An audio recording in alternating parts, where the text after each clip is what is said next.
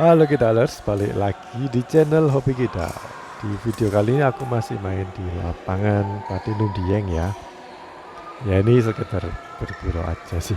Jadi tadinya aku kepingin ini ya partneran sama Pak Laswan. Soalnya kan aku cedera, jadi kepingin digendong sama yang mainnya paling bagus. Tapi Pak Laswan bilang aku sama Mas Arya aja, soalnya Mas Arya ini sebelum main di sini udah main di tempat lain gitu. Jadi dia pasti ini ya capek gitu. Dan aku kan walaupun cedera tapi kan masih apa ya, staminanya itu masih tinggi. Karena aku baru main cuma sekali, ini yang kedua kali. Ya oke, saya terima tantangannya. Oke, di video kali ini aku ingin ngomongin mengenai ini ya. Ada satu grup badminton yang aku rasa bakal bubar kalau diterus-terusin dengan caranya yang sama. Jadi bukan grup ini, di grup lain yang biasanya aku main juga. Karena aku cedera jadi aku rehat atau cuti sementara dari grup itu. Tapi kalau aku cuti terus lama-lama waktu pas aku tinggal ternyata grupnya itu berkembangnya ke bawah atau grafiknya orang-orangnya turun, banyak yang nggak bisa, terus ini dan segala macam. Akhirnya ya bisa aja nanti bubar sebelum aku balik dari cuti.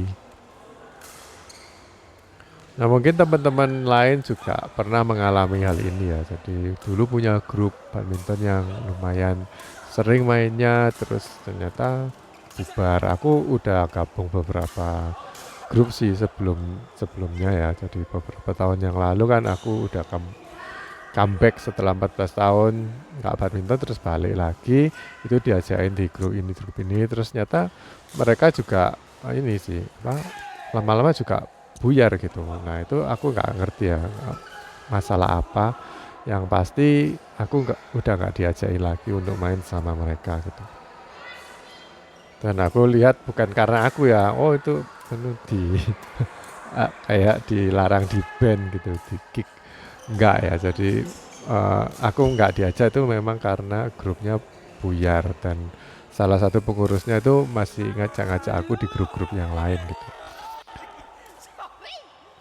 Jadi ini ya, kita itu nggak bisa kayak oh biasanya di tempat ini sama yang main ini terus kita main di situ terus sampai tua sampai pensiun.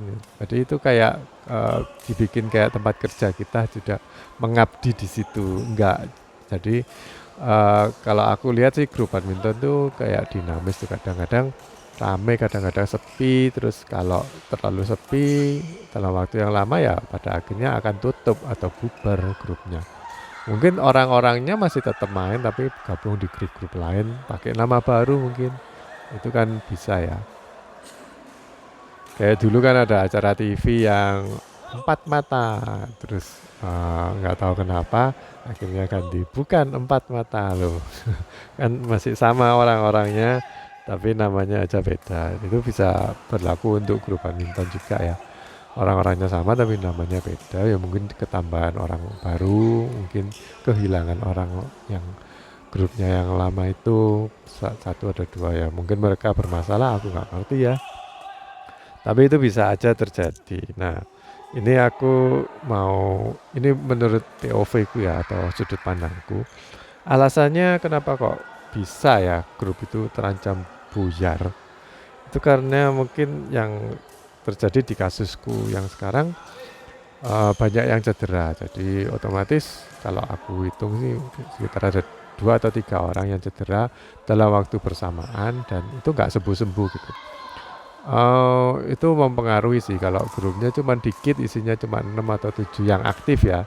Satu grup biasanya isinya ada 28 orangan tapi yang aktif mungkin cuma 5 atau 6 gitu. Yang rutin datang dan pasti datang. Ternyata itu berkurang 3, cuma 3 yang main. Mau main apa? Main single. Biasanya kalau hobiis itu jarang yang main single, pasti mainnya double, nunggu sampai ada 4 orang. Kalau nggak di absen dulu, itu nanti kan kecelik ya. Udah datang, oh lah kok cuma 3, main apa ini? Kan keroyokan 2 lawan 1. Nah, kalau setiap minggu seperti itu otomatis orangnya ini ya males datang gitu. Wah, setiap kali aku yang dikeroyok karena aku dianggap yang levelnya lebih tinggi dari mereka. Jadi aku dikeroyok terus. Ya emoh. Akhirnya males datang. Atau mungkin ada alasan lain, misalnya aku guru, terus pada jam yang biasanya aku mainnya sore pada hari itu ternyata ini ada murid yang kepingin les atau mungkin kepingin belajar di hari yang sama di jam yang itu. Jadi ya kalau badminton ngeluarin uang, kalau terima les-lesan dapat uang. Pilih mana ya, seorang harus ini ya, harus bisa menghidupi dirinya sendiri dengan bekerja, ya otomatis milih yang datengin uang dong. Kayak ini, karena main badminton nggak cuma di grup ini aja. Jadi siapa yang mau ini sih, kalau orangnya memang nggak bener-bener komitmen untuk bikin satu grup untuk sebagai wadah teman-teman lainnya main gitu ya. Kadang-kadang ya kita harus reasonable sih, lebih yang mana yang kita butuhin, butuh uang atau butuh olahraga, karena olahraganya bisa di hari lain bersama teman-teman lain yang mungkin ya iurannya bisa lebih murah dari yang grup yang terancam bubar ini. Jadi mereka mungkin bisa ini menyesuaikan mau main di mana, waktunya kapan. Tapi kalau muridnya kan untung-untung ada guru itu, coba saingannya kan banyak ya, guru les gitu. Jadi untung-untung ada satu murid yang kepingin les di kita gitu. Jadi ya diterima aja, selagi mendatangkan uang kan, kita hidup juga perlu biaya gitu. Nah kalau gitu kan nggak boleh dong adminnya protes, muridnya suruh ganti hari, ya nggak bisa dong kan. Untuk murid-murid biasanya kan punya kesibukan sendiri di hari yang lain gitu ya. Kita nggak bisa maksa. Memang ada kayak kegiatan tertentu yang dulu bisa, ternyata nggak bisa. Ada temanku yang dulu setiap hari Minggu bisa main, ternyata setiap hari Minggu sekarang dia tugas, jadi nggak bisa main lagi. Lalu alasan berikutnya itu kurang nyaman ya, kurang nyaman dengan orangnya. Mungkin orang itu ada datang yang kepingin cari koneksi untuk kerjaannya, jadi kalau datang ternyata profesinya kok nggak ini ya, nggak match sama aku, jadi nggak mau datang lagi. Atau kalau yang personelnya kalau main curang atau suka marah-marah, suka omong kasar, itu ada yang suka, ada yang nggak suka. Kadang-kadang ada yang suka juga ya. Aku suka kasar, terus temen-temennya sama-sama kasar, jadi satu ini satu gerombolan. Ada juga yang ngelihat dari skillnya tinggi tapi orangnya sombong, atau udah karena merasa skillnya lebih tinggi, terus ini yang rendah-rendah skillnya itu digintes atau diincer terus, disemesi kepalanya terus. Nah itu mungkin bikin orang nggak nyaman ya. Ada juga yang mungkin waktu datang terus kenalan, terus kok cinlok gitu, akhirnya PDKT terus dideketin, udah ini ya ditembak, ternyata ditolak cintanya, terus gak mau datang lagi. Dulu gak rutin datang ya karena ada si dia, ternyata setelah ditolak cintanya, karena ada si dia aku tidak mau datang lagi. Nah alasan berikutnya juga ini ya, jumlah personel yang tergabung dalam grup yang datang. Kalau ada grup-grup yang diabsen dulu, ada yang malah setelah main baru diabsen. Hari ini yang datang cuma 3, hari ini yang datang cuma 4. Ngapain diabsen setelahnya? Tambah orang tambah gak mau datang dong kalau cuma dikit, terus laporan ini hari ini yang datang cuma 3. Jangan-jangan minggu depan nanti yang datang cuma 2, aku datang jadi cuma 3, main opo, gak ada yang bisa main gitu. Aku kemarin dilaporin sama temen kalau di grupku yang lama nyewa 2 lapangan, terus yang datang ada 25-an, atau mungkin ada yang pernah dibilangin temen diajak main, terus waktu datang karena kayak dawet kok kalau aku main di situ, jadi mungkin ada 30 lebih. lapangannya cuma 2 atau mungkin bahkan cuma 1 lah, giliran mainnya kapan gitu. Orang datang kan nggak mau nonton, tapi pingin main. Eh, dan itu nanti kita bahas lebih lanjut ya mengenai hal itu. Sementara alasan grup terancam bubar itu ada satu lagi yang aku rasa perlu diomongin di sini, yaitu iuran. Jadi iurannya itu mungkin terlalu mahal, atau umumnya orang narik 20.000, di grup ini narik 35, atau mungkin terlalu murah juga, ini 15 atau 10, terus banyak yang datang, nggak dibatasin berapa maksimum orang yang datang atau nggak diabsen, akhirnya ya kayak gitu tadi. Eh, Datang penuh orang nggak bisa main, mungkin main cuma sekali lah, murah tapi kita nunggunya 2 jam main sekali. Ya udah, kalau aku langsung main. Kalau gitu mending nggak main atau main sekali terus pulang.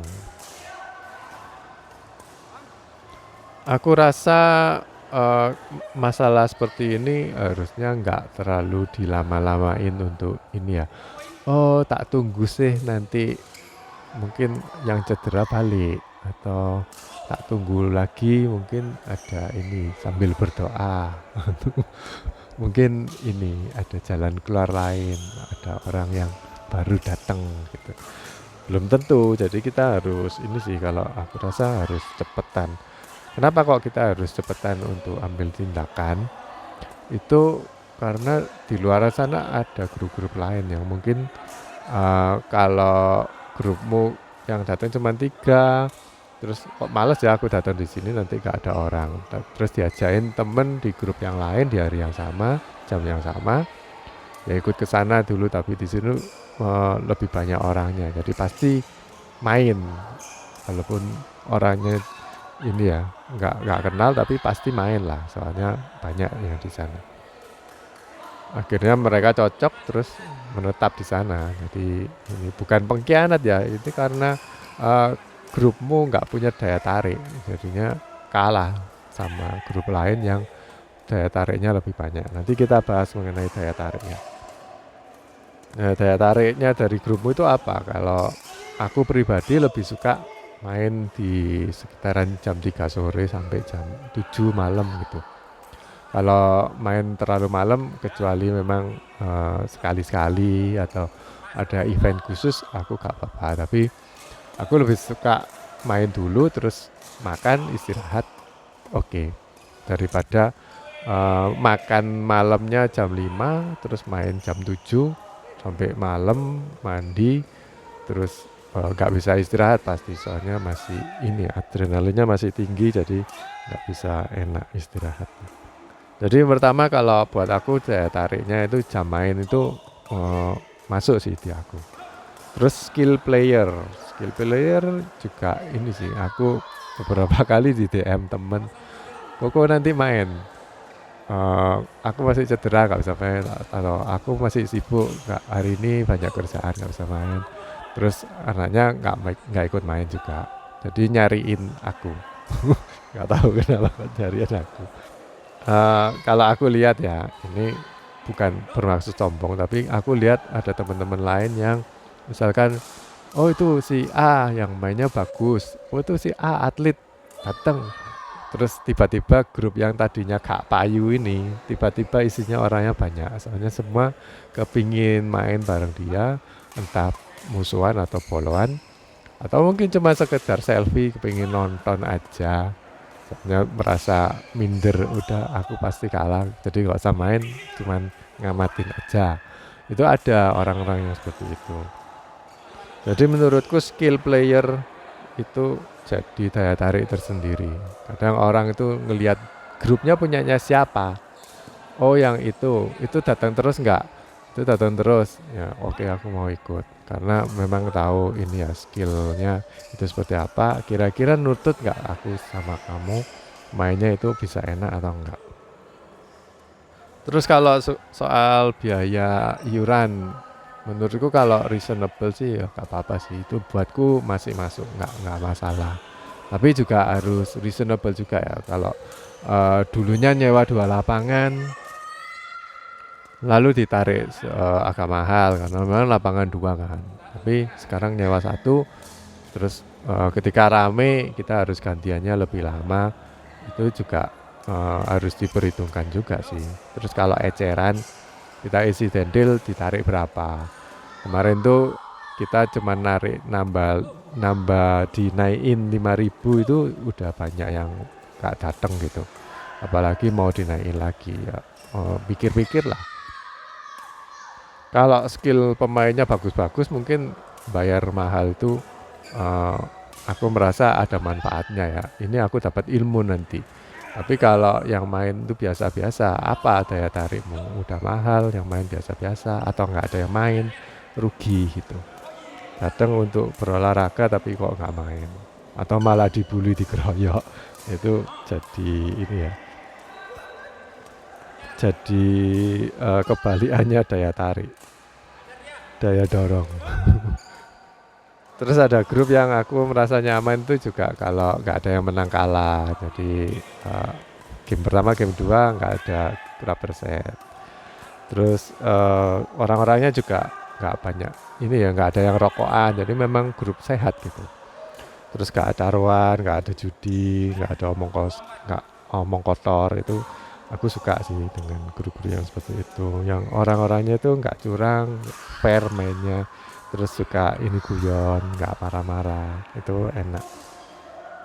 Ini POV ku aja ya, jadi aku amati orang-orang yang high skill. Sebenarnya itu mereka nggak perlu menyewa lapangan yang karpet atau yang bagus, yang ASEAN, itu nggak perlu. Tapi orang-orang yang high skill, teman-temanku yang memang ini ya atlet atau mungkin skillnya tinggi, mereka mau main di mana aja itu oke gitu.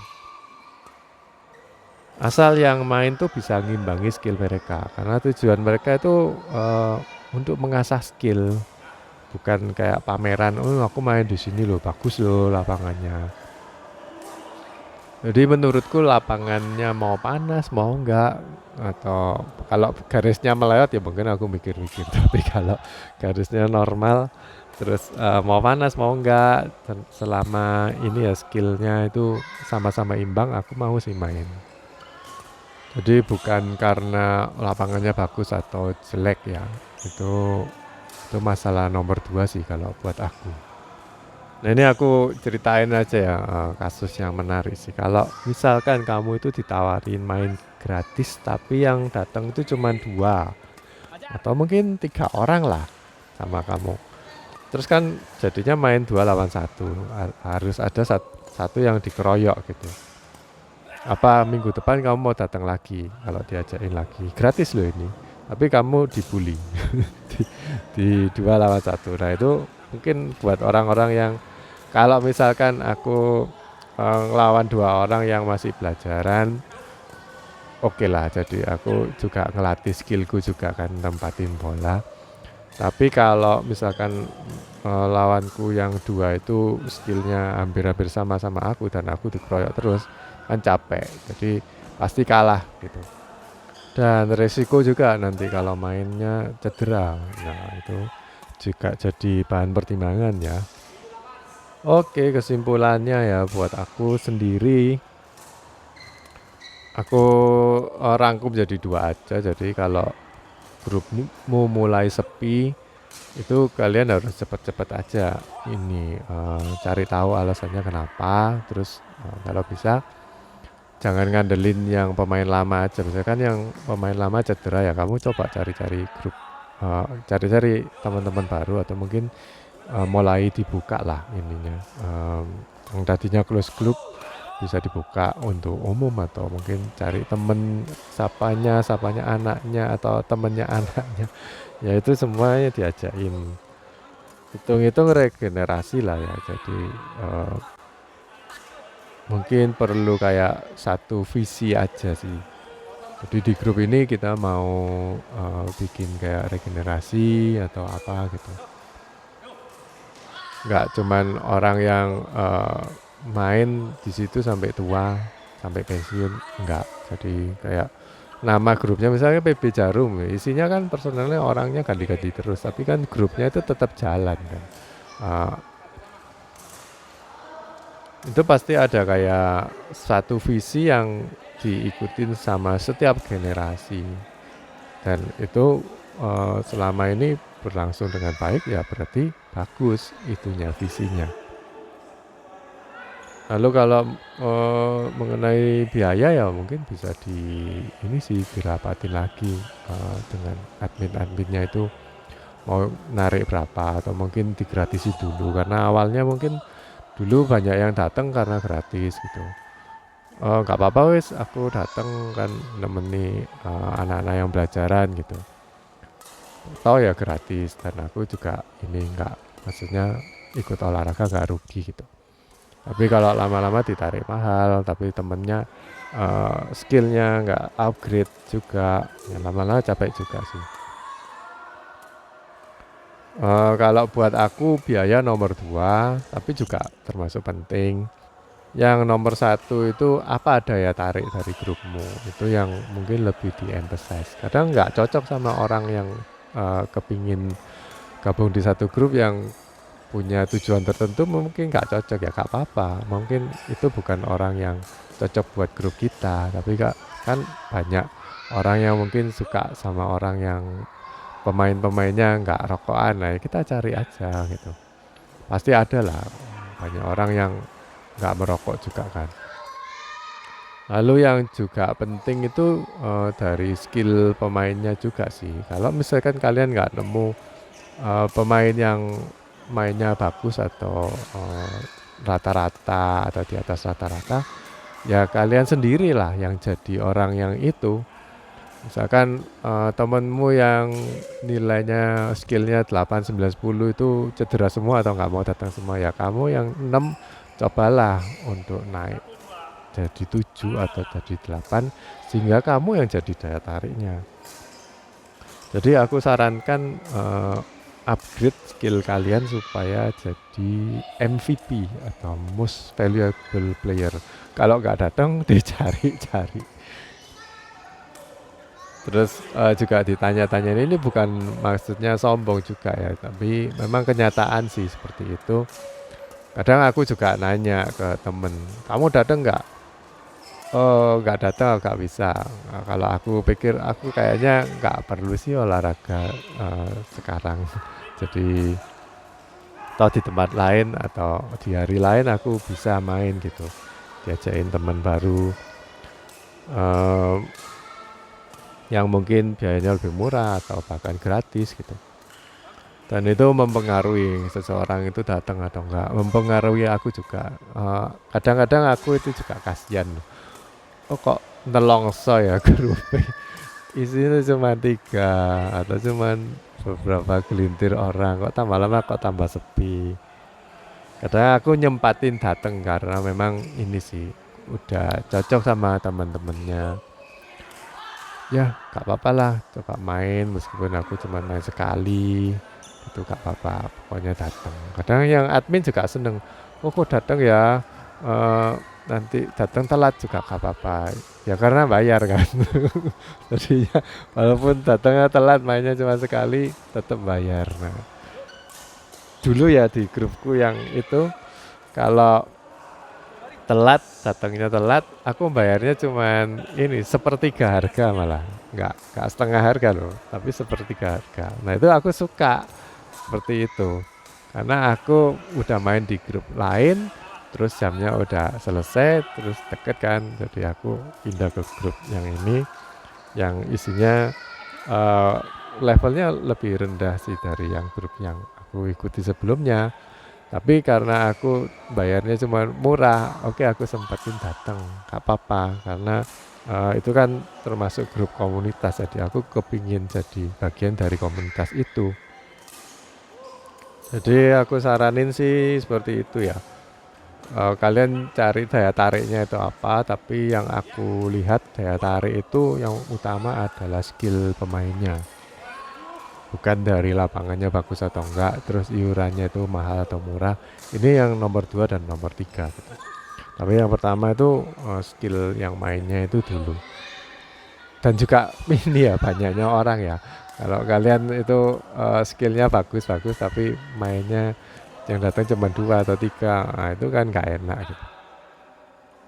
Maksudnya mungkin datang sekali aja itu gak apa-apa, tapi kalau rutin setiap minggu mainnya seperti itu, kita mikir-mikir untuk kelanjutannya minggu depannya seperti ini lagi atau enggak. Kalau banyak yang seperti itu setiap minggunya ya orang males datang lagi gitu.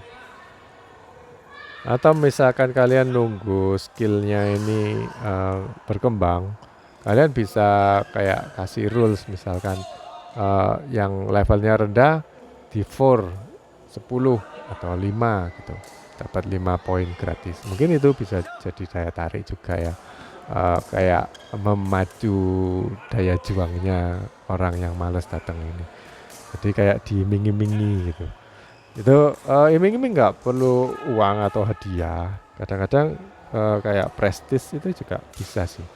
Loh aku masih nge-4 kamu loh 5, kamu 2 ngeroyok aku, tapi aku menang. Nah itu mungkin jadi kebanggaan tersendiri buat orang itu. Padahal asli kayak diakali. Oh kerajar, aku diakali. Dianggap kayak ini hebat kamu kalau bisa ngalahin kita berdua. Padahal kamu juga ngefur ngasih bonus poin. Nah, padahal diakali. Tujuannya supaya dia datang. Oke guys, jadi gitu aja sih video kali ini mengenai grupmu terancam bubar. Nah, itu alasannya apa? Kalau ini apa? Hanya sudut pandangku aja. Mungkin kalian punya pendapat lain silahkan tulis di kolom komentar, atau kalau mau cerita, mari kita berbagi cerita biar lebih semangat lagi badminton Indonesia. Oke guys, sampai jumpa di video berikutnya. Sampai jumpa. Bye bye.